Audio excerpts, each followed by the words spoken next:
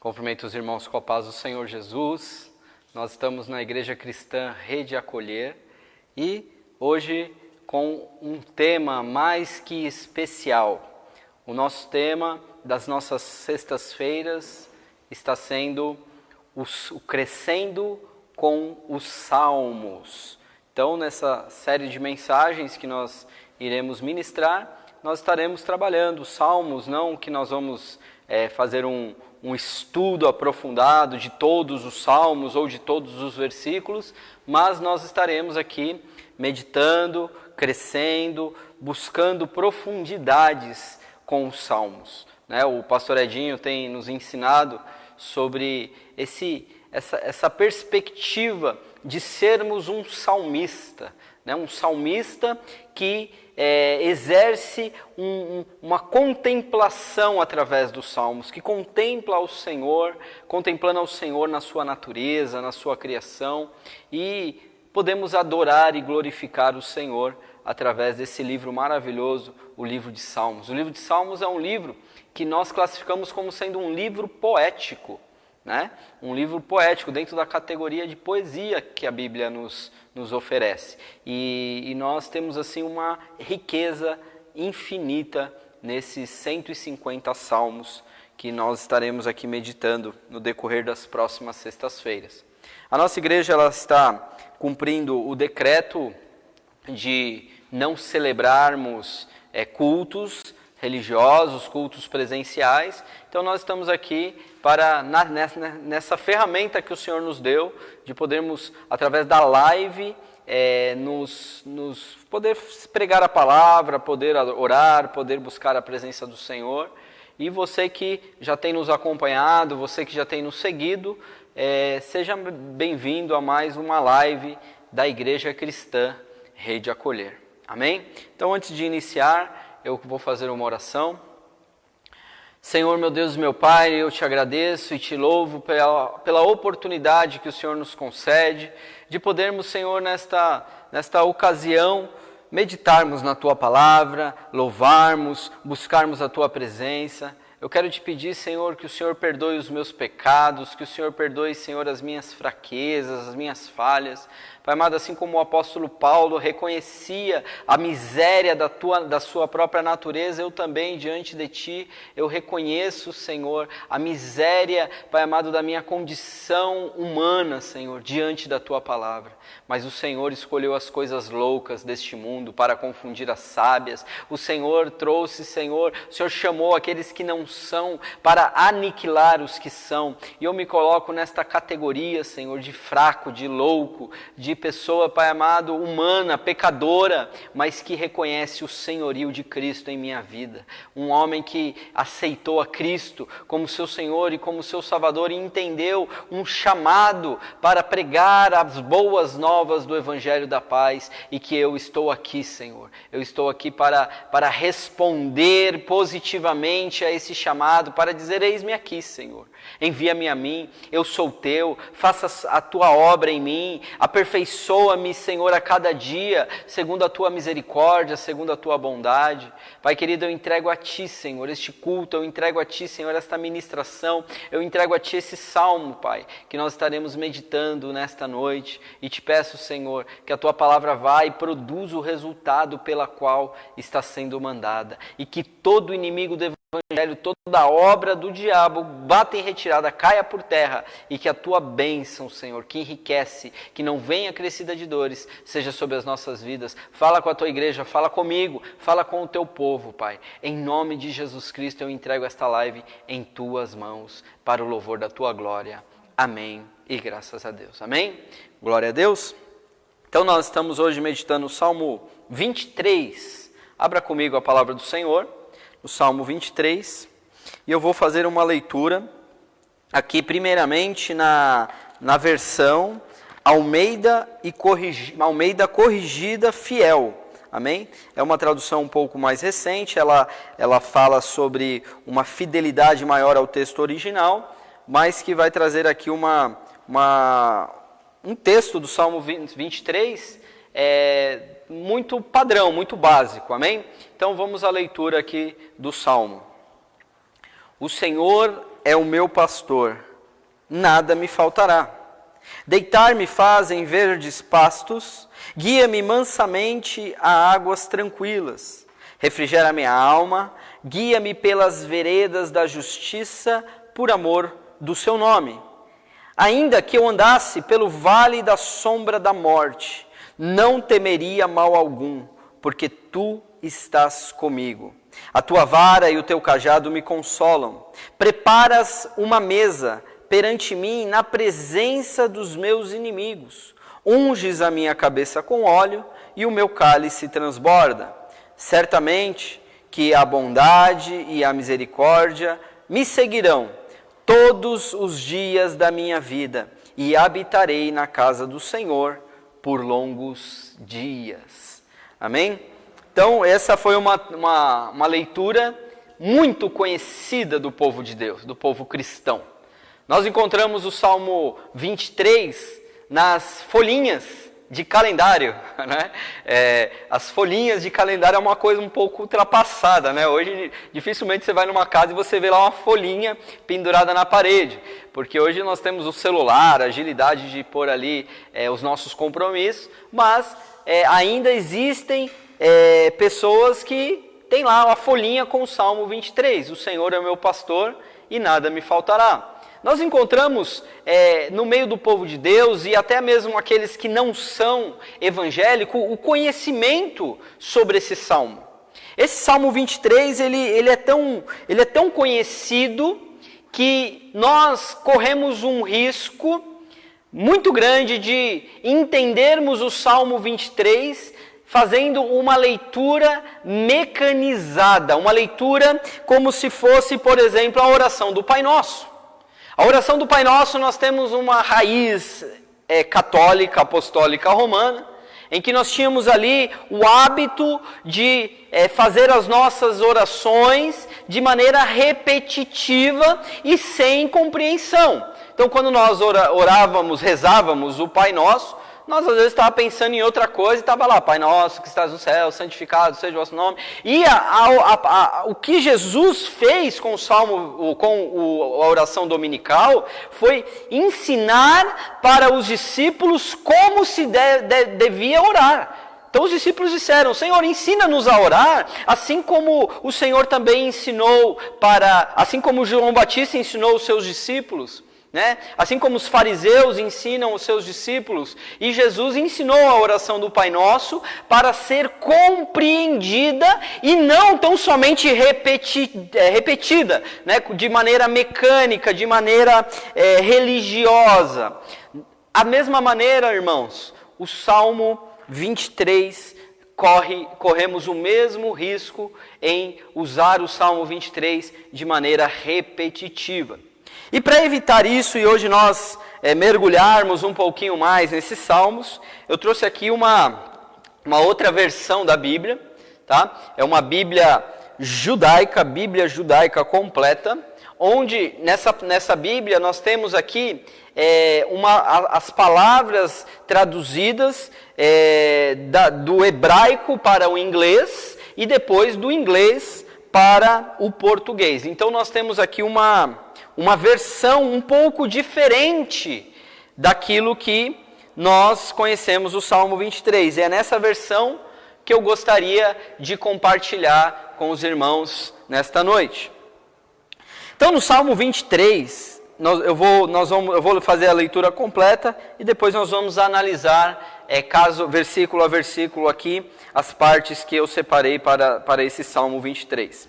Então o primeiro versículo, que na nossa tradução normal, ela é o Senhor é o meu pastor e nada me faltará. Nós temos aqui uma tradução um pouco diferente. Eu vou ler para vocês o versículo 1.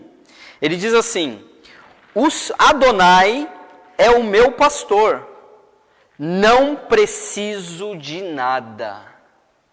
Amém? Eu vou repetir um pouquinho aqui. O pastor Edinho chegou aqui, perdeu aqui essa primeira explicação, mas eu quero aqui compartilhar também com o pastor essa maneira que eu quero trazer aqui o Salmo 23. Então, estou aqui com a Bíblia judaica, Amém, pastor? Bíblia judaica que tem uma tradução diferenciada, porque ela foi traduzida do hebraico e do grego e do aramaico, das línguas originais, para o inglês. Então é diferente da Almeida, que foi traduzida do hebraico para o português direto. Nós temos aqui uma primeira passagem do hebraico para o inglês e depois do inglês para o português. Então ele conservou aqui algumas palavras diferentes. Então, no nosso Salmo 23, Almeida, ele fala: o Senhor é o meu pastor e nada me faltará. Aqui na Bíblia judaica, nós temos aqui a seguinte expressão do Salmo 23. Adonai é o meu pastor, não preciso de nada. Primeira coisa que eu quero aqui compartilhar com os irmãos, que existe aqui um ponto bem delicado de interpretação quando nós falamos, o Senhor é o meu pastor e nada me faltará, e quando nós falamos, o Senhor é meu pastor e não preciso de nada. Se eu não preciso de... É diferente, pastor Edinho, você entender que se o Senhor é o seu pastor, você não precisa de nada. É diferente de você entender que se o Senhor é o seu pastor, nada vai te faltar.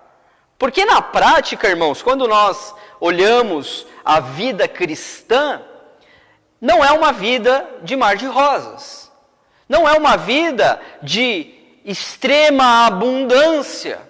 Porque se eu falo, o Senhor é o meu pastor e nada me faltará, a impressão que me dá é que se eu fizer de Deus o meu pastor, então não vai me faltar coisa nenhuma. Ou seja, não vai me faltar o alimento, não vai me faltar um carro bom na garagem, não vai me faltar coisas boas, não vai me faltar boas vestes. Mas não é isso que a Bíblia nos ensina, olhando nessa perspectiva, trazendo para uma outra raiz. Aqui ele fala, o Adonai é o meu pastor, não preciso de nada. Sabe o que isso significa, irmãos?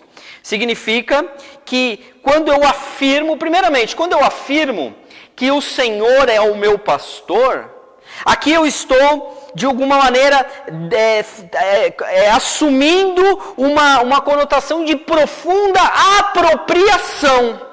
Aqui eu estou falando que o Senhor, Ele é o meu pastor.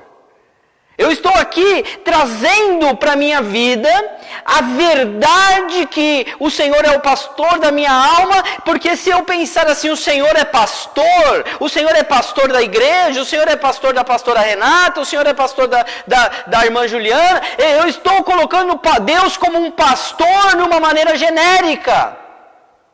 E muitos, quando ouvem o Senhor é o meu pastor, do Salmo 23, ouvem de uma maneira genérica. E nós aqui precisamos nos apropriar. O salmista aqui, o rei Davi, quando escreveu esse Salmo 23, ele quis mostrar aqui um relacionamento de intimidade, porque não era normal para um judeu ver Deus como um pastor. Para nós hoje falar pastor é a coisa mais natural do mundo. Mas quando se falava de Deus para um judeu, isso era algo que era tão sério, existia uma reverência tão grande por falar o nome de Deus que nem se pronunciava o nome de Deus. Então aqui quando nós falamos Adonai que significa Senhor, não é a palavra no original. A palavra no original é o tetragrama sagrado, que é o nome de Deus, que é aquela tetragrama de 4 consoantes, que é Y, H, W, H, né? E esse nome é impronunciável, que nós aportuguesamos para Iavé, né? Ou Jeová. Mas esse nome era um nome sagrado de Deus. Um judeu, ele se referia a Deus como o Senhor dos exércitos. Se referia a Deus como o Eterno. Né? Você já viu uma pregação de um judeu messiânico? Ele se refere a Deus como o Eterno. Não existe essa palavra pastor. Quando Davi escreveu o Salmo 23, que ele falou, o Senhor é o meu pastor, aqui ele estava se apropriando de uma verdade para ele mesmo. Porque ele era pastor de ovelha, ele sabia do relacionamento que ele desenvolvia com as suas ovelhas, de cuidar, de saber como ela está, de entender quando uma está doente, quando uma está cansada, quando precisa levar para tomar água, levar para alimentação. Ali, o relacionamento que Davi tinha com as ovelhas do seu pai Jessé, era um relacionamento que ele conseguiu entender, que o relacionamento para com Deus é semelhante a de um pastor para com as suas ovelhas. Ele se apropria, e eu e você precisamos nos apropriar, de falar, o Senhor é o meu pastor, porque se ele for só o pastor dele, para mim não resolve, se for só o pastor dela, para mim não resolve. Deus precisa ser o meu pastor, o meu Senhor, o meu Salvador. Nós precisamos compreender. Aqui o salmista, aqui o Salmo 23 já inicia nos ensinando que o relacionamento que é desenvolvido com Deus, ele está baseado, ele se inicia da maneira que eu concebo Deus. Se Deus para mim é simplesmente um Deus poderoso, inacessível, que está sentado no trono, extremamente santo, que não suporta nem o cheiro do pecado, que rejeita todo aquele que não está de acordo com aquilo que Ele quer, meu irmão, esse é o Deus que eu concebo para mim. Mas esse não é o Deus que a Bíblia nos ensina. A revelação de Deus, ela é progressiva, irmãos. Se eu, quando me converti, eu tinha um pensamento sobre Deus, hoje, depois de tantos anos que eu me converti, o meu pensamento de Deus, ele está crescendo, ele está sendo progressivo, o meu conhecimento sobre Deus. Então, para que eu desenvolva um relacionamento, eu preciso me apropriar da verdade desse relacionamento. Então, Deus, ele é o meu pastor. Então, às vezes, irmãos, às vezes você olha para uma pessoa, você fala assim, olha, eu nem vejo muito essa pessoa orando, eu nem vejo essa pessoa muito lendo a Bíblia, mas nós não sabemos o relacionamento que ela desenvolveu com Deus, o como ela percebe Deus, porque não adianta a gente ser muito religioso, ter muitas maneiras, assim, ter muitos jeitos de crente, ora e se veste como crente, e faz como crente, e faz como isso, como aquilo, se dentro da pessoa Deus está distante. O relacionamento que Davi aqui propõe para nós, o Senhor é o meu pastor, nos leva à compreensão de que eu preciso me apropriar desse relacionamento. Depois aqui nesse primeiro versículo, Adonai é o meu pastor e nada me faltará, fala do quê? De um contentamento. Melhor, vou voltar, tá vendo como a tradução da Almeida, a revista está enraizada na nossa mente? Eu acabei de citar a Almeida, mas eu quero citar a Bíblia judaica. O Senhor é o meu pastor e não preciso de nada. Eu não preciso de nada. O Senhor é o meu pastor, ponto. Não preciso de nada. Aqui nós precisamos entender que não é que se o Senhor for o meu pastor, eu vou ter abundância de tudo, irmãos. Esse não é o Evangelho. No Evangelho que Jesus nos ensinou é que no mundo nós teremos aflições. No mundo nós teremos aflições. Quantos sofreram fome, perseguição, nudez? O apóstolo Paulo é um exemplo clássico que ele cita lá em 2 Coríntios. Ele fala, eu tive fome, passei perseguições, naufrágios, desci pendurado num cesto de uma muralha, desci ao abismo. O apóstolo Paulo passou as aflições que eu e você nem imaginam que seja. Então quer dizer, o Senhor então não era o pastor de Paulo? Sim, o Senhor era o pastor de Paulo. Quando eu leio o Salmo 23, o Senhor é o meu pastor, não preciso de nada, significa que, ainda que me falte as coisas desta terra, ainda que me falte a alimentação, ainda que me falte o vestuário, ainda que me falte o dinheiro, ainda que me falte o emprego, ainda que me falte a saúde, se o Senhor for o meu pastor, meu coração está satisfeito. O contentamento do coração produz o fruto da gratidão. Ele é o meu pastor. Se Ele estiver me conduzindo por desertos, Ele é o meu pastor. Se eu estiver passando por situações de escassez, Ele é o meu pastor. O contentamento não está relacionado com a abundância das coisas que eu tenho ao meu redor. Porque se assim fosse, irmão, nós não víamos ricos murmurando. Nós não veríamos ricos em depressão. Nós não veríamos ricos nervosos, irritados, querendo, né? Porque e isso é o que mais acontece, irmãos. Pessoas que têm muitas coisas, muitos bens, muito poder aquisitivo, são pessoas muitas vezes que falta o contentamento. A pessoa vive reclamando, a pessoa vive insatisfeita, vive ingrata, vive correndo reuniões e preocupações e isso e aquilo outro. E quando na verdade pessoas que às vezes têm falta das coisas, pastor. Às vezes pessoas que têm, às vezes necessidades básicas muitas vezes, de alimentação, de moradia. Pessoas que passam dificuldades, mas que sabem que o Senhor é o pastor delas. Então aí o Senhor é o meu pastor, eu não preciso de nada. Eu não preciso de mais nada que venha do mundo para satisfazer o meu coração, o meu anseio, os desejos da minha alma. Eu preciso compreender que a satisfação de Deus ser o meu pastor irá produzir em meu coração, em minha alma, um contentamento que vai além das circunstâncias. O Senhor é o meu pastor, não preciso de nada. Dizer que o Senhor é o meu pastor significa que eu não preciso de nada além dele. Ele é a única necessidade que eu tenho. Eu preciso dele. Eu preciso que ele me guie. Eu preciso que ele me conduza. Eu preciso que ele me alimente. Eu preciso que ele me cure. Eu preciso que ele me acaricie. Eu preciso que ele cuide de mim. Se eu sou uma ovelha do aprisco do Senhor e ele é o meu pastor pessoal, então, meu irmão, eu não preciso de mais nada. Porque é fácil aplicar esse versículo para querer satisfazer os nossos desejos materiais. De falar, não, o Senhor é meu pastor, nada me faltará. Pode ser que falte, mas se o Senhor é o seu pastor, o seu coração estará produzindo o fruto da gratidão, independente das circunstâncias. Amém?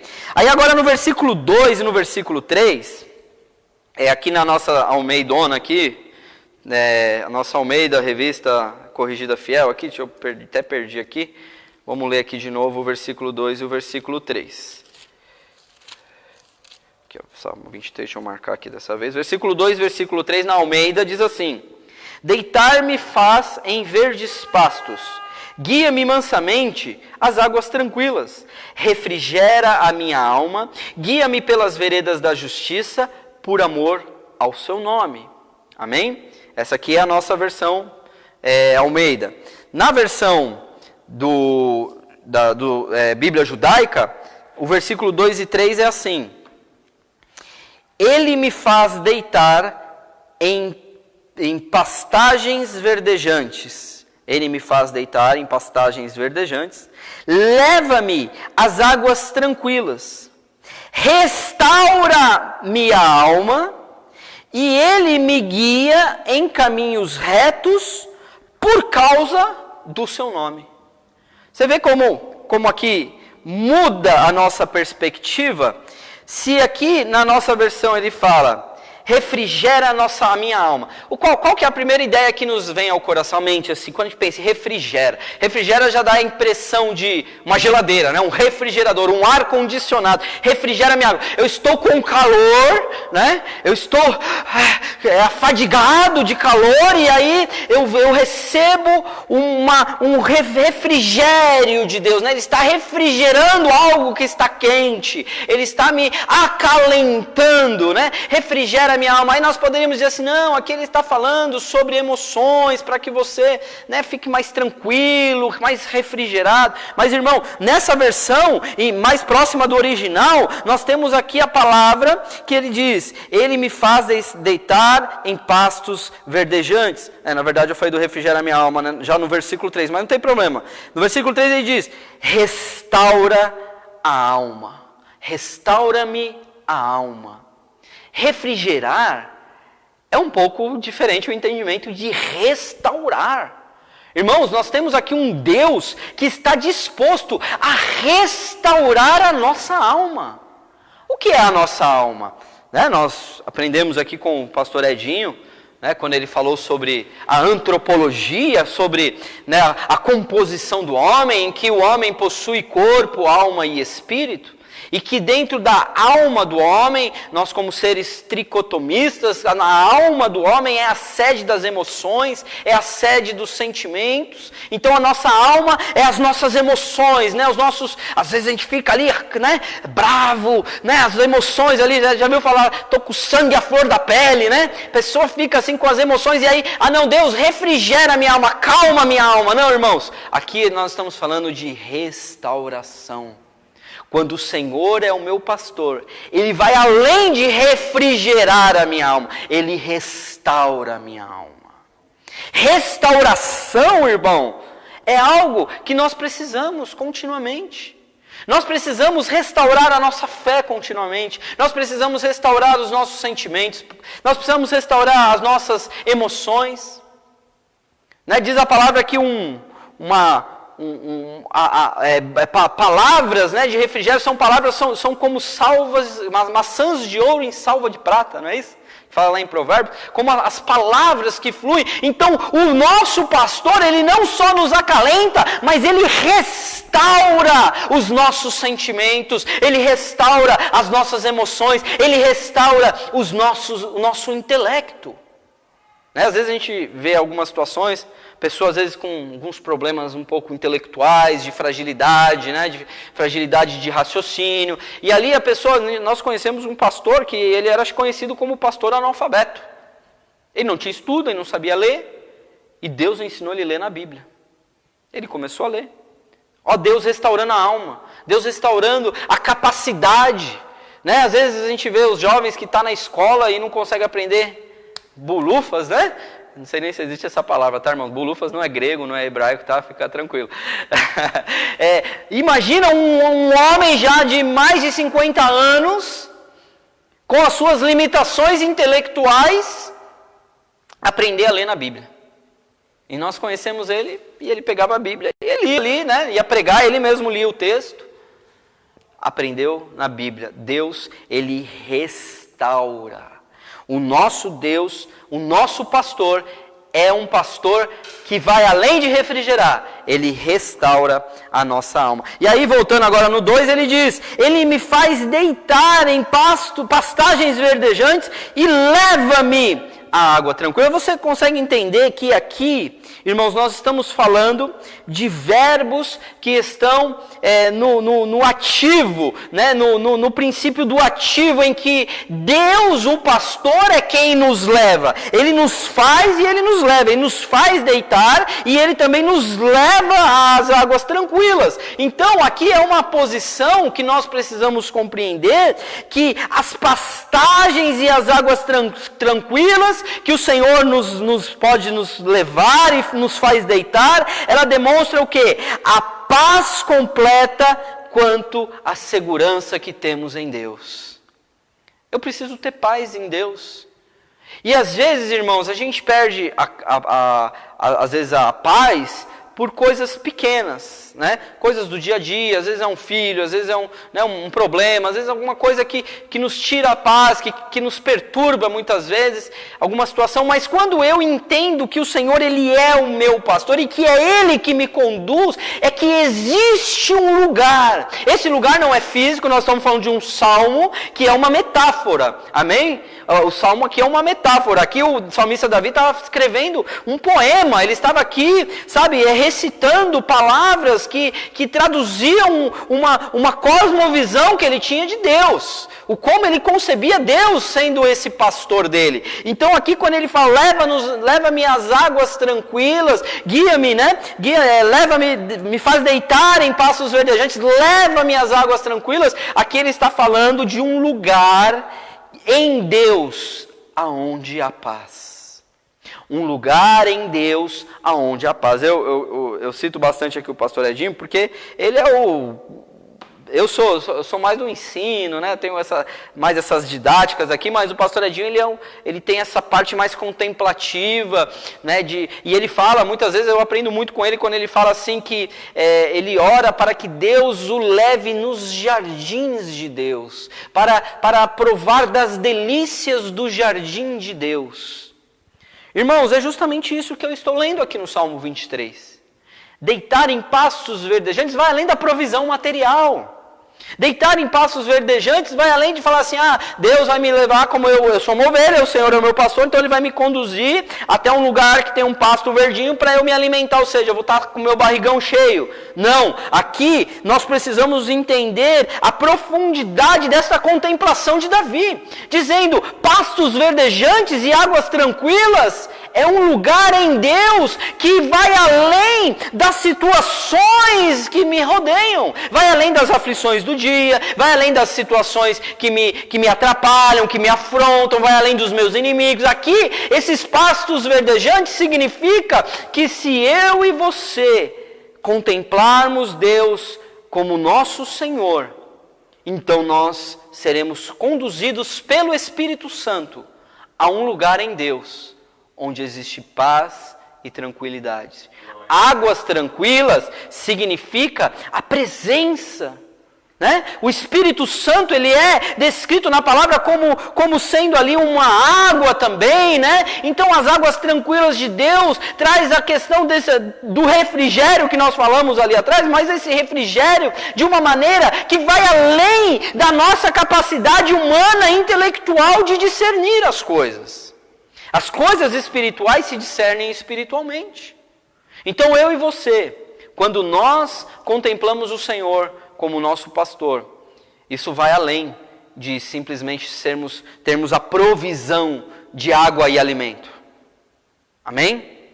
Glória a Deus. E aí ele continua aqui no final do versículo 3, ele fala, e me guia em caminhos retos por causa do seu nome. Irmãos, isso é uma coisa muito séria. Porque nós, às vezes, vivemos um evangelho muito teórico. Nós vivemos um evangelho que nós ouvimos tanto, né? Nós nos alimentamos da palavra, nós conhecemos aqui os princípios, os conceitos, nós ouvimos muita pregação, a gente participa, a gente está na igreja, mas às vezes, irmãos, a gente não vive a verdade da palavra de Deus em nossas vidas de maneira prática. Às vezes a gente vive na teoria, a gente é crente quando está na igreja, quando a gente sai a gente vira um crente mais ou menos, porque aí a gente está vivendo as coisas do mundo sendo crente. Mas irmão, eu quero desafiar a igreja nessa noite com essa palavra a compreender que entregar os caminhos para Jesus é algo muito sério. E é uma consequência diária da nossa vida cristã. Levantar a mão num culto de domingo, depois de uma palavra abençoada, cheia de emoção e cheia de confrontos com o pecado, e levantar a mão e dizer, eu aceito a Jesus como meu Senhor e Salvador, é fácil. Quantas pessoas nós não já vimos fazendo isso? E quantas dessas que fizeram isso, já não logo se desviaram? Já não logo voltaram para as antigas práticas? Levantar a mão, quando falar eu entrego a minha vida, é viver aqui esse Salmo 23. Ele guia-me, Ele me guia pelos caminhos retos. Ou seja, eu preciso, irmão, eu preciso me permitir ser guiado por Deus. Muitos são os caminhos. Muitos são os caminhos. A Bíblia diz que largo é o caminho que conduz à perdição, e são muitos os que entram por ele. Existem muitos caminhos, mas existe um Deus que guia o seu povo pelos caminhos da justiça, pelas veredas da justiça, guia pelos caminhos que são retos, irmãos. Não adianta entregar a vida para Jesus e continuar no mesmo caminho. Eu preciso ter uma mudança de mente, uma metanoia, uma mudança de mente. Isso me faz o quê? Eu estava indo para um caminho, e aí de repente eu me converto, eu me arrependo, então aí eu mudo a direção do meu caminho. Porque agora eu tenho que me permitir que a palavra me guie pelo caminho da justiça. Por quê? Por amor ao nome do Senhor. E aqui na versão judaica ele diz, e me guia pelos caminhos retos por causa do seu nome. Porque na nossa versão fala por amor ao seu nome. Mas é diferente se você parar para analisar. Por causa e por amor. Né? Por causa traz a ideia da consequência do poder que há no nome de Jesus. Então as duas versões aqui para nós valem. Porque se Deus nos guia por amor ao seu nome, Ele nos guia por causa do seu nome. O nome de Jesus é que é o nosso guia. A bússola. Na bússola, quando você vê lá a setinha apontando para o norte se chama Jesus Cristo de Nazaré. Da nossa bússola espiritual. A nossa vida, ela precisa apontar para Cristo. A nossa bússola, o nosso guia precisa ser o Senhor. Ser mais parecido com Ele, viver de maneira responsável, em que reflete a glória dEle em nossas atitudes. Muitas vezes, irmãos, a gente precisa se perguntar se as atitudes que temos tido refletem a glória de Deus em nossas vidas.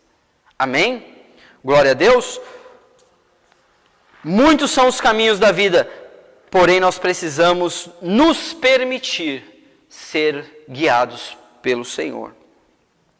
Aí, depois no versículo 4 e 5, na nossa tradução, Almeida diz assim: ainda que eu andasse pelo vale da sombra da morte, não temeria mal algum, porque tu estás comigo, e a tua vara e o teu cajado me consolam.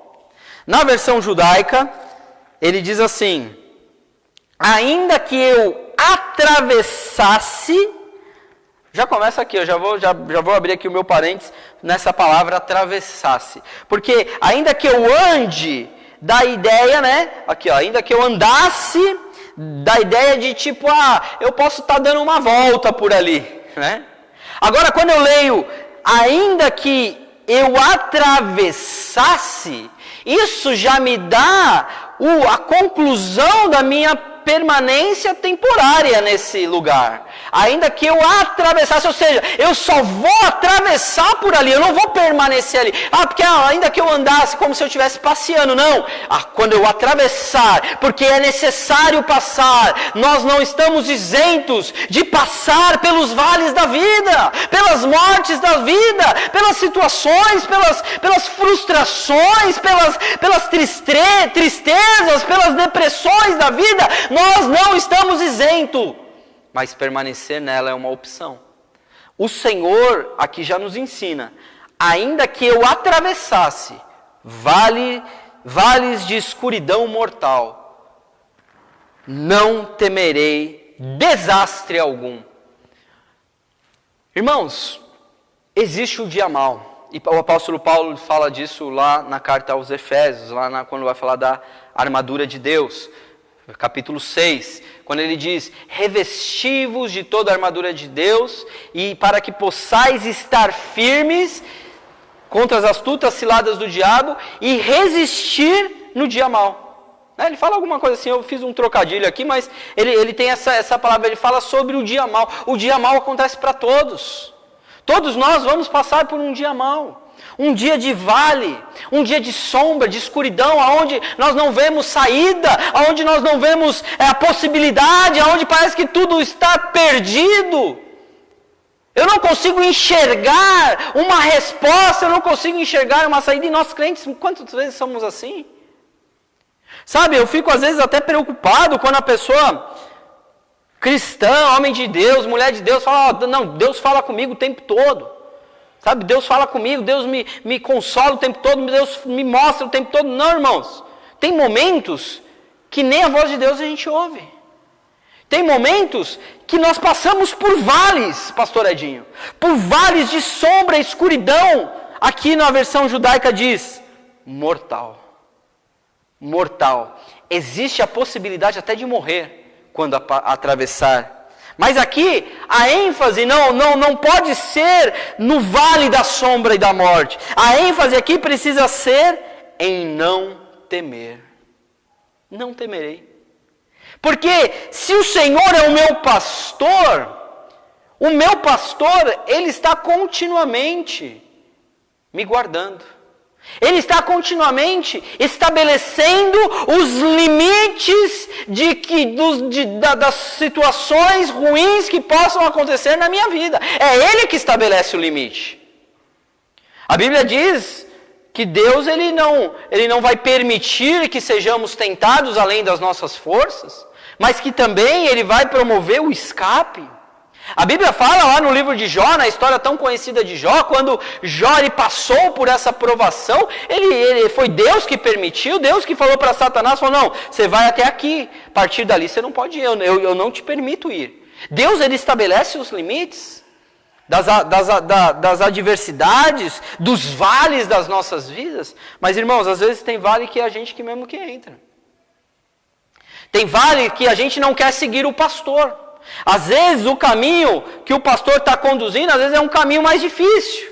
Às vezes é um caminho ali um pouco mais pedregoso, um pouco mais escorregadio, um pouco mais apertado, né? É um caminho difícil, é um caminho que às vezes é uma subida, né? E aí às vezes a gente quer se desgarrar do pastor e fala, não, eu vou aqui pelo caminho que eu acho que é o certo, eu vou aqui pelo caminho mais fácil, eu vou aqui pelo caminho mais tranquilo. E esse caminho mais tranquilo, ele termina em vale. Ele termina em provação, ele termina em angústia, ele termina em dor. E aí a gente chega para Deus e fala, Deus, o Senhor me desamparou. Não, Deus não desamparou, é você que não se permitiu guiar pelo pastor.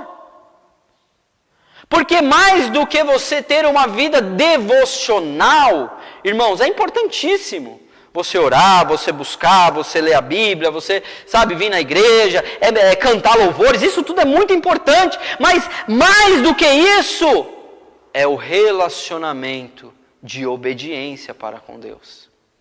Orar, pedindo para que Deus aponte em uma determinada decisão, irmãos, é algo surpreendente. Às vezes a gente acha que não.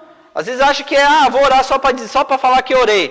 Quando na verdade, o Senhor, quando a gente ora entregando, Deus Ele não invade as nossas decisões, irmãos.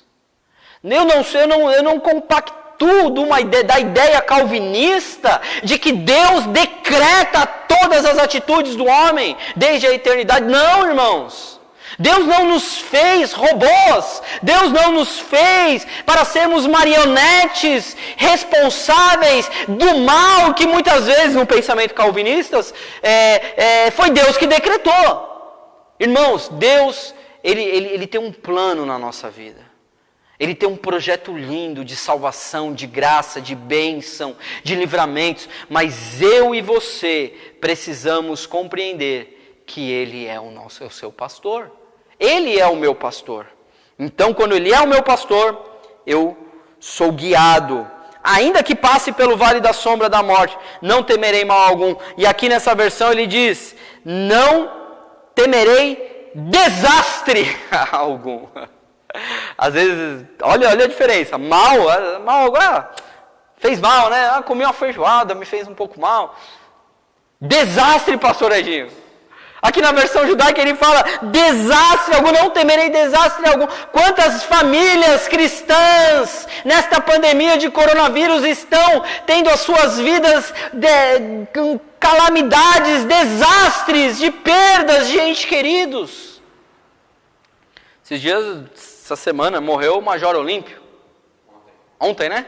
Morreu o Major Olímpio, senador aqui de São Paulo. Né? E ele é um homem de Deus, viu, pastor? Major Olímpio. Eu creio nisso. Morreu, Deus levou. O desastre chegou. Mas para aqueles que estão com o pastor, o desastre não vai afligir. Com a fé em Deus como pastor, traz para nós o quê? Nós podemos desenvolver uma coragem, uma confiança sobrenatural.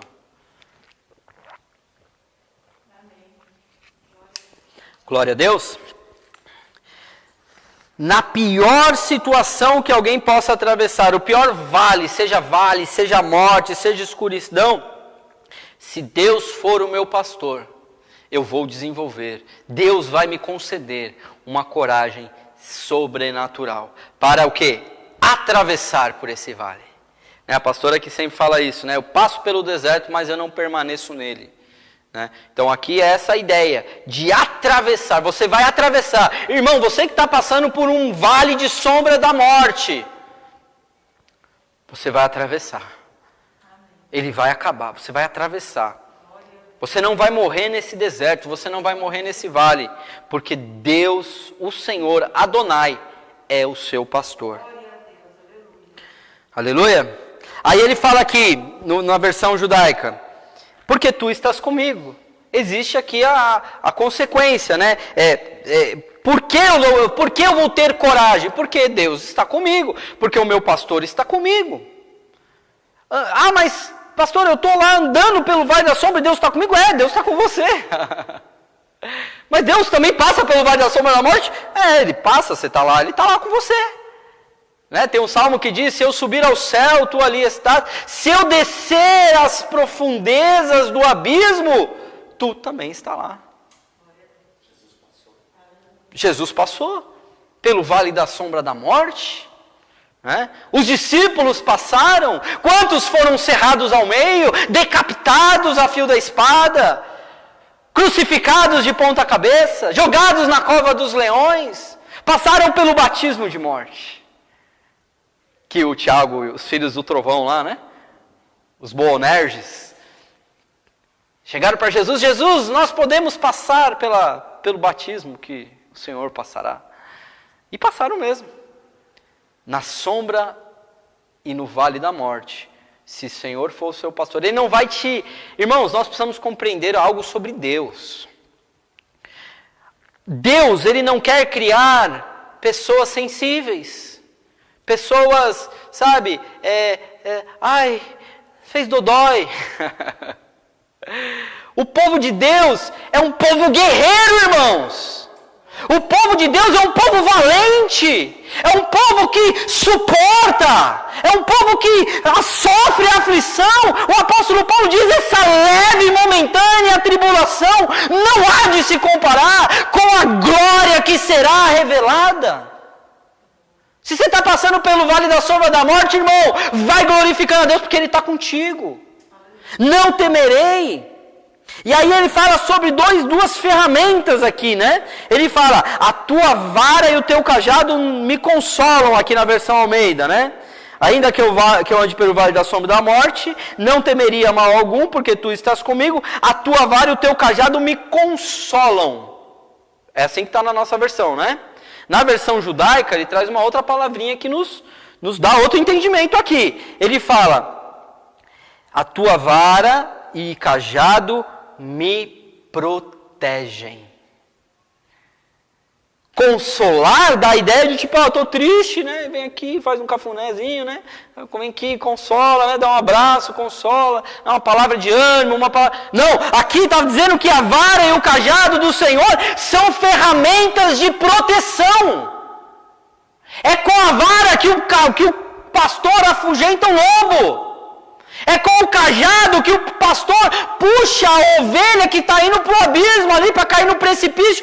Por que a vara do cajado do pastor tinha um C assim na ponta? Porque quando a ovelha estava indo para cair no buraco, o pastor de longe puxava ela pelo pescoço com o seu cajado.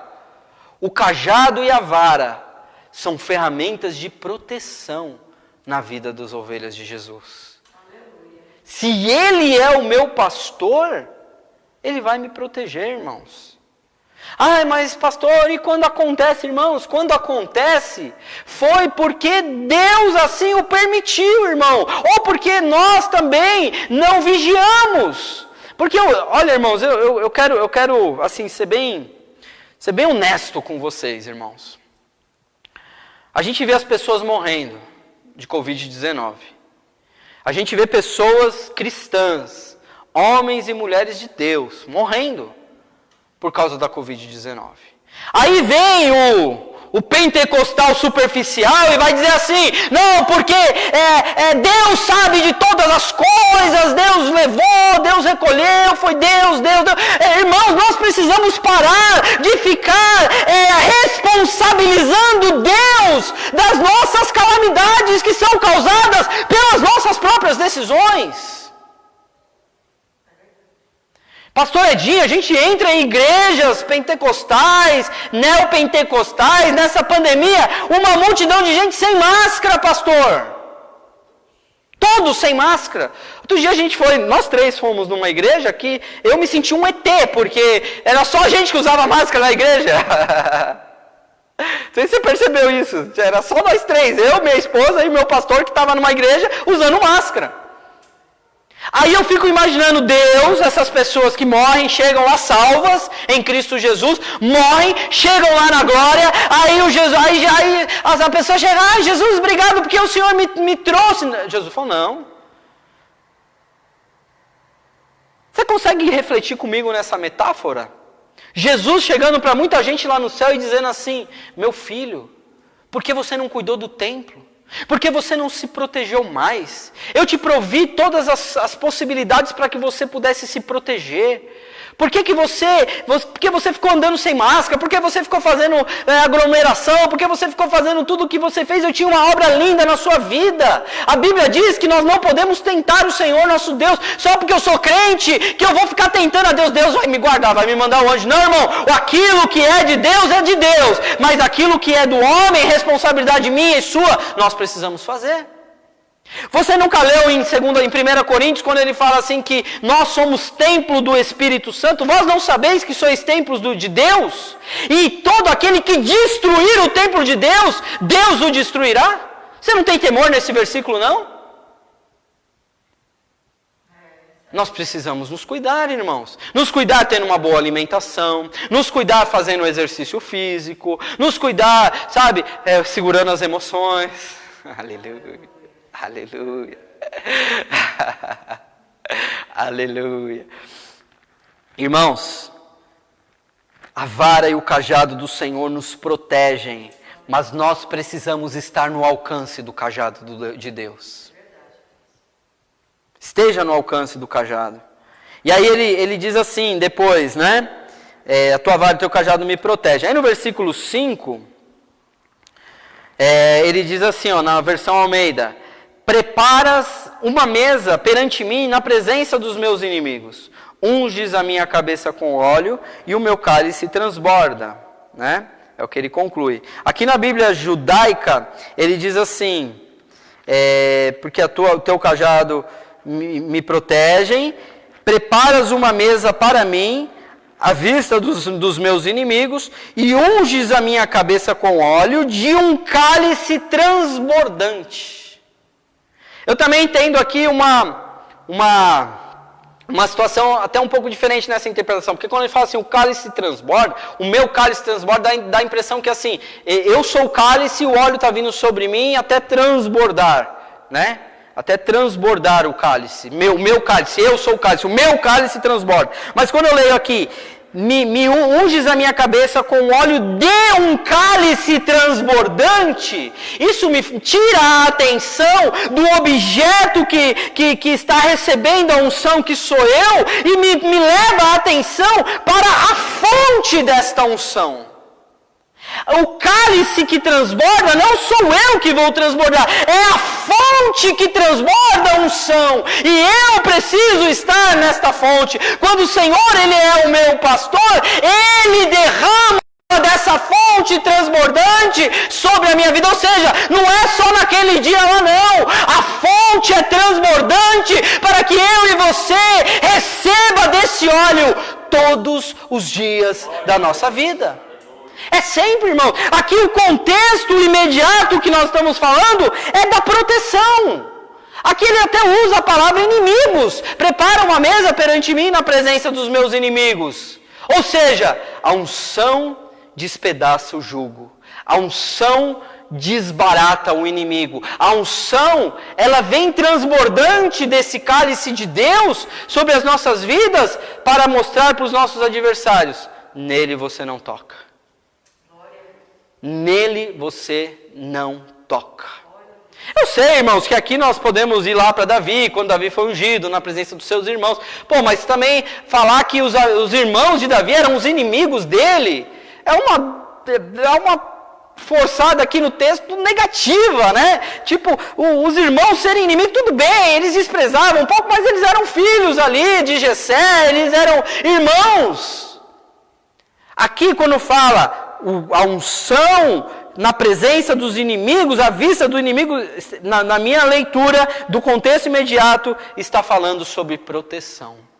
A exaltação diante da calamidade, diante das adversidades, diante dos inimigos, diante do vale de sombra da morte, diante das situações difíceis da vida, diante às vezes, quantas vezes a gente vê aqui o irmão pregando aqui, falando, eu tinha um sapato furado para pregar a palavra, mas a unção vinha transbordante, a unção vinha na presença dos inimigos. Os inimigos é quem? É o diabo. A nossa luta não é contra o sangue e contra a carne, a nossa luta é contra principados e potestades nas regiões celestiais. O nosso inimigo é o diabo. Os nossos adversários é Satanás e os seus demônios, e eles querem roubar, matar e destruir. E quando eles quiserem roubar, matar e destruir a vida de uma ovelha do pastor Jesus, eles vão ver a unção vindo do alto trono, e eles vão dizer, esse eu não posso tocar, esse é ungido, esse é separado, esse veio do cálice transbordante, que diminua eu, para que a unção que venha sobre mim cresça, para que ele apareça. Eu sou apenas servo, sou apenas a ovelha que recebe a unção. A unção, a gente está falando de uma parábola de pastor e ovelha. A unção para uma ovelha fala de tratamento terapêutico. Fala de tratamento contra o sol, contra as feridas, as moscas, né? O pastor Edinho uma vez pregou sobre isso. As moscas que vinham nas feridas, quando se passava o óleo ali na ferida da ovelha, aquele óleo trazia ali uma proteção. As moscas não chegavam para depositar ovos nas feridas da ovelha. Irmãos, isso fala de cuidado e zelo de Deus para com a vida de uma ovelha. Você é a ovelha do bom pastor. O Senhor, Ele é realmente o seu pastor. A unção, ela virá. Eu creio naquela oração do monte, pastor. Eu creio que Deus vai me dar cura da diabetes. Eu creio que a unção despedaça o jugo. Eu creio que vai acontecer. Eu creio no milagre. Eu creio que Deus, Ele é fiel. Ele cuida das suas ovelhas. Amém? Aleluia. A mesa é lugar de honra. É o lugar que Deus escolheu para honrar, para derramar unção. Mesa fala de comunhão, fala de momento, feliz, importante. Né? Hoje a gente tem de tudo, a gente é tudo rico, né? A gente é tudo riquinho, a gente tem de tudo. Mas para uma época de escassez, a hora da alimentação era a hora de agradecer a Deus, porque se tinha ali o alimento para compartilhar com os filhos, compartilhar a porção entre os irmãos, entre os pais, entre os filhos. Mesa é lugar de honra. Honra de Deus, que Ele escolheu para derramar unção. Amém? Glória a Deus. Aqui é uma mesa. Nós estamos falando aqui de uma mesa. Porque aqui nós compartilhamos o alimento espiritual. Aqui nós compartilhamos o pão vivo que desceu do céu, Jesus Cristo de Nazaré. Aqui nós entregamos para a igreja o pão que alimenta a alma. Amém? Glória a Deus. E para encerrar, o versículo 6, ele diz aqui na nossa versão Almeida: certamente que a bondade e a misericórdia me seguirão todos os dias da minha vida, e habitarei na casa do Senhor por longos dias. Nesse último versículo, pastor Edinho, eu gostei mais da tradução da Almeida Revista, porque na tradução judaica ele fala assim: bondade e graça. Ele substitui a palavra misericórdia por graça, e diz assim, me acompanharão, né? E aqui quando ele fala seguirão, traz a ideia de assim, seguir e acompanhar, né? Acompanhar parece que alguém está do lado, acompanhando, né? E seguindo parece que alguém está atrás, indo para onde vai. Não, a misericórdia e a graça do Senhor me acompanha, né? E aí ele continua dizendo aqui, me acompanharão todos os dias da minha vida e viverei na casa de Adonai por anos e anos vindouro. Mas por que eu gostei mais da tradução Almeida? Porque ele usa a palavra misericórdia. Irmãos, a palavra graça e a palavra misericórdia são duas palavras importantíssimas dentro do contexto da igreja, da nossa fé, daquilo que nós entendemos sobre Deus. O que é a graça? Né? Primeiro a bondade, né? Ele fala da bondade. O que é a bondade? A bondade é a qualidade de quem tem uma alma generosa, né? E é naturalmente inclinado a fazer o bem. Bondade e misericórdia, bondade e graça. Né? Bondade é você simplesmente ter um coração inclinado para fazer o bem. E a graça e a misericórdia? A graça, primeiramente, ela é um favor imerecido. Né? A palavra charis significa aquilo que dá alegria, um deleite, um prazer, doçura, boa vontade, favor imerecido. E a misericórdia? A misericórdia eu interpreto como miseris cardio, duas palavras latinas, né? Miseris, miserável, miséria, e cardi, coração, cardio, coração. Então, a misericórdia de Deus é a miséria, é o coração de Deus voltado ao miserável. Irmãos, às vezes a gente fala essas coisas, as pessoas ficam escandalizadas. A pessoa fala, não, você está chamando o povo de miserável? Não sou eu que chamo não, amor. Amor, olhei para minha esposa e chamei de amor. Irmão, a misericórdia de Deus é a razão de não sermos consumidos, diz a palavra do Senhor. O próprio apóstolo Paulo diz, miserável homem que sou. Quem me livrará desse corpo, dessa natureza que me leva para a morte? Mas graças a Deus pela misericórdia, pelo coração voltado ao miserável. Entender que sou pecador é o que legitima a minha fé. Entender que sou um pecador é aquilo que irá legitimar a minha fé em Deus. Porque se eu reconheço a minha natureza pecaminosa, a minha miséria, então eu estou debaixo dessa graça. Então eu estou debaixo dessa misericórdia. Irmãos, muitas pessoas saem. É um caminho muito estreito entre reconhecer que sou um pecador e reconhecer que sou um merecedor, irmãos.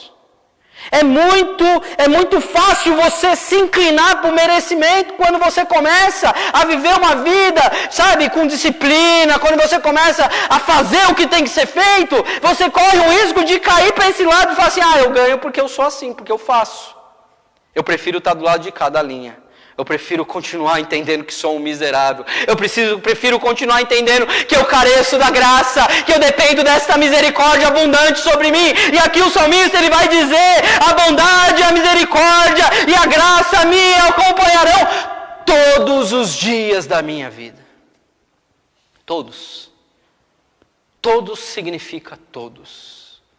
Amém, irmãos? Glória a Deus.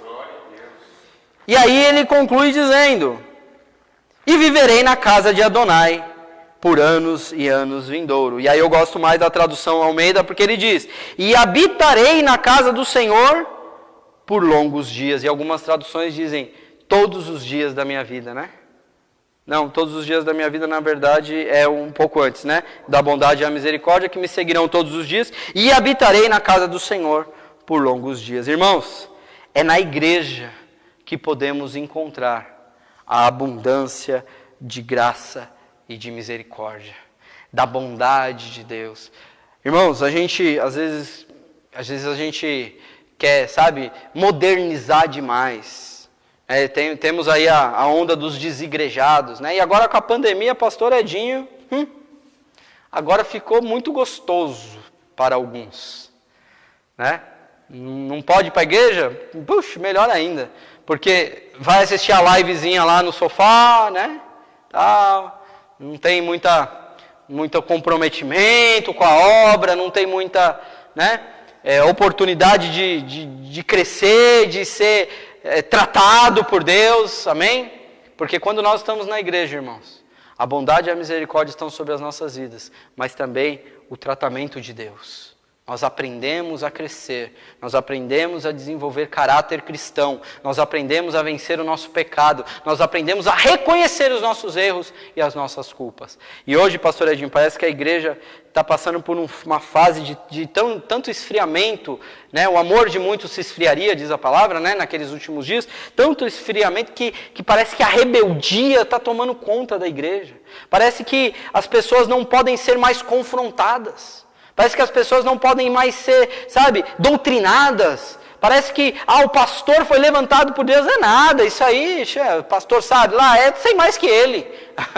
Eu sei mais que ele. Parece que as pessoas não estão entendendo que dentro da casa de Adonai, dentro da casa de Deus, é o lugar onde nós encontramos abundância de graça, abundância de bondade, abundância de misericórdia. Se o seu pastor te disciplina, meu irmão, é porque ele te ama, porque se ele não tivesse nem aí para você, não ia perder tempo, irmão. Bondade e misericórdia muitas vezes é disciplina, muitas vezes é exortação, muitas vezes é confronto, muitas vezes é dizer, você está errado, você está errado. A gente vê até dentro dos lares, crianças que não querem ser submissas aos pais. Eu sou novo, sou jovem, eu tenho 39 anos. Mas a criação que eu dou para os meus filhos não é uma criação de eles fazem o que eles querem, não. A minha criação é uma criação de disciplina. Se precisar gritar, eu grito. Se precisar proibir, eu proíbo. Se precisar pegar, eu pego. Porque nisso há o amor. Não sei nem porque eu entrei nisso, mas... estabelecer limites é a maior prova de amor que alguém pode dar para um filho. E de um pastor dar para uma ovelha. Pastor que libera tudo, geral, não está nem aí com o que o povo faz, porque não quer confrontar, porque se confronta a pessoa vai para outra igreja, porque é fácil, né? Tem uma igreja em cada esquina. Quando o pastor nos confronta, isso significa que ele nos ama e que a bondade e a misericórdia está sobre as nossas vidas. Amém? Glória a Deus. É isso, irmãos. O Salmo 23 é mais do que uma perspectiva terrena, humana, de bênção. O Senhor é meu pastor, não vai me faltar as coisas. Não, irmãos. A palavra do Salmo 23 é uma expressão de uma profecia de reino, de uma verdade espiritual de Deus, que eu e você precisamos nos apropriar para que um dia possamos experimentar as pastagens celestiais, porque um dia estaremos no reino, juntamente com Ele, amém? Glória a Deus, louvado seja o nome do Senhor.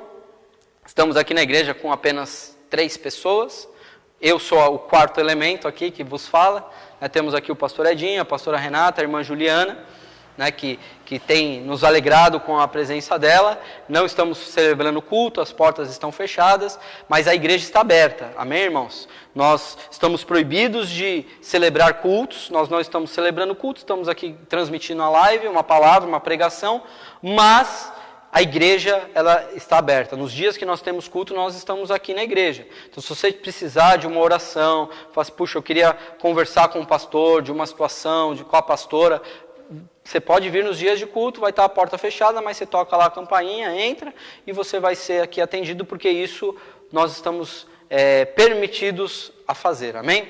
Glória a Deus.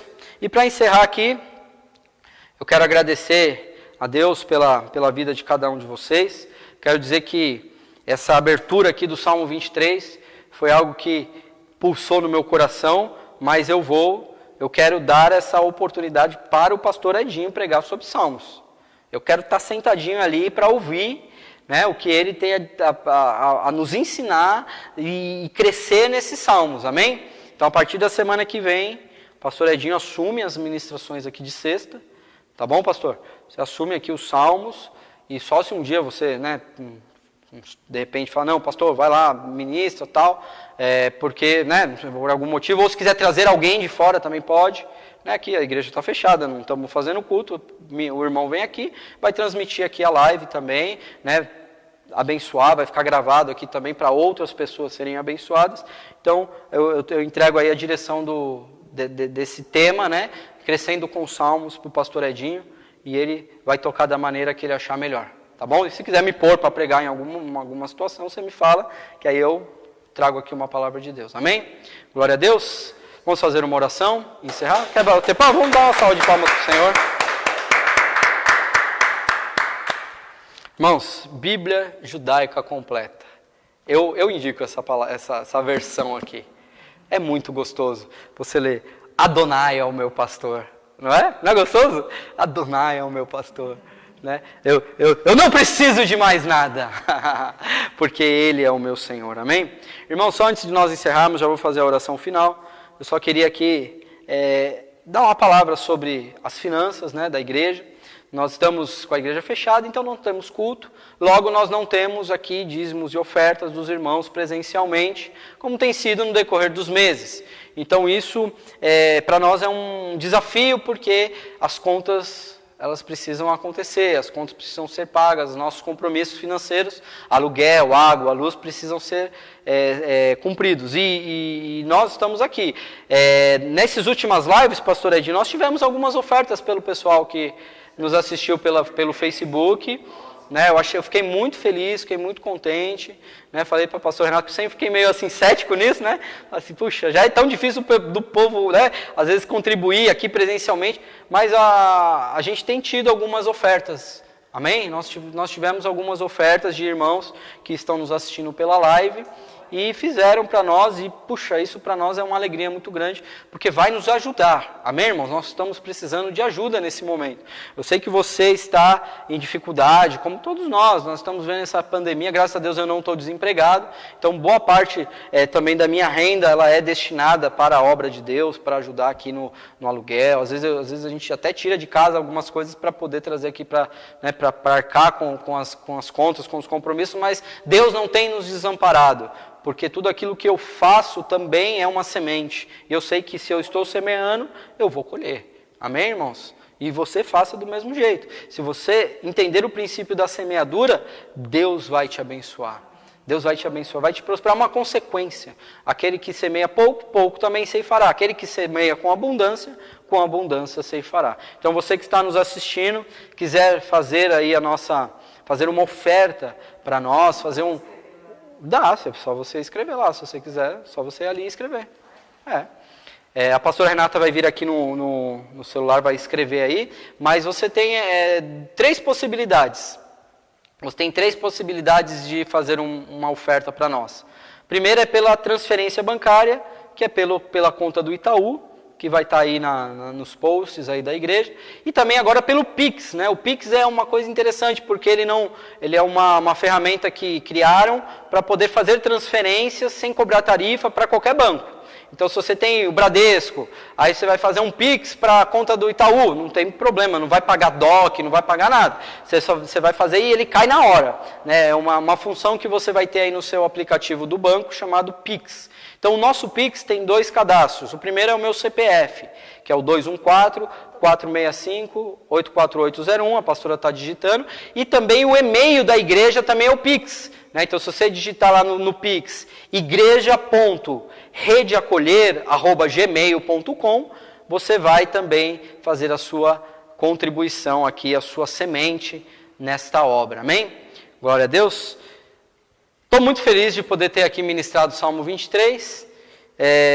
Acho que é o salmo mais amado de todos os salmos, né? Como é bom saber que nós temos um pastor que cuida de nós, amém? Feche seus olhos, fazer uma oração e vamos nos despedir.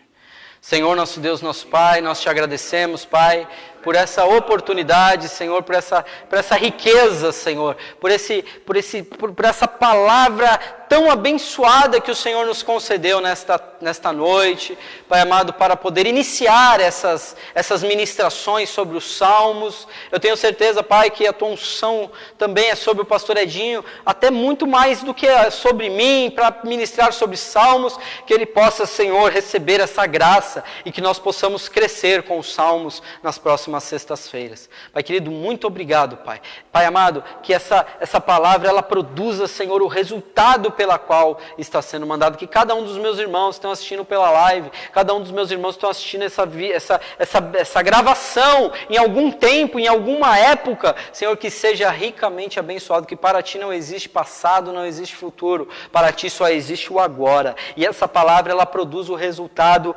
agora pelo qual ela foi mandada. Muito obrigado por ser o nosso pastor. Obrigado, Senhor. Nós queremos ser as suas ovelhas. Em nome de Jesus. Amém? Glória a Deus. Então, pode aplaudir, fica à vontade, irmão. Então, no domingo, às